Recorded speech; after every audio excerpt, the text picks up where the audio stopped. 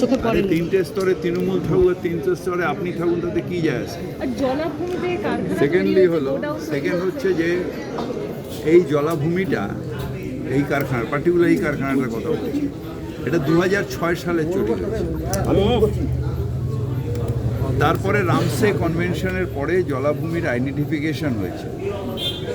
সেই আইডেন্টিফিকেশনটা এখনো আমাদের কাছে নেই,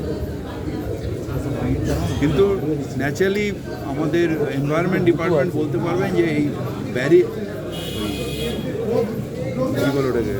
এলাকা বিন্যাস করে কতটা জলাভূমি, সেটা একমাত্র এনভায়রনমেন্ট ডিপার্টমেন্ট বলতে পারবে।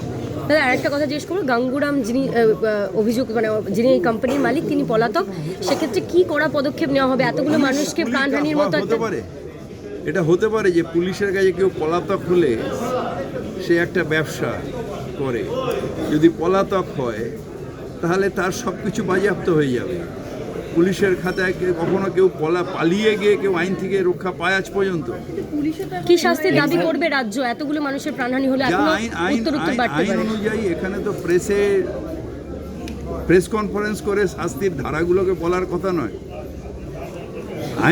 শাস্তির ধারা আইন অনুযায়ী যা যা আসবে, এখন কি একটা হয়েছে ইন্ডিয়ান প্যানেল কোডে ওই বিএনএস ধারায় যা যা আসবে সেগুলো হবে। কিন্তু আমরা তো এর আগেও দেখেছি ঋতুরাজ হোটেলের ক্ষেত্রেও দেখা গেল পরবর্তীতে জামিন হয়ে যায় অনেকের ক্ষেত্রে,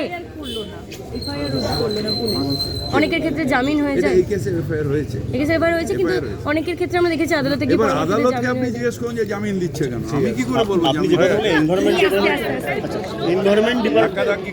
এনভায়রনমেন্ট ডিপার্টমেন্টকে বলবেন, যে কথা আপনি বলছেন এনভায়রনমেন্ট ডিপার্টমেন্ট দেখবে, এনভায়রনমেন্ট ডিপার্টমেন্টকে মূলত আপনি বলবেন যে পরবর্তীকালে নিশ্চিতভাবে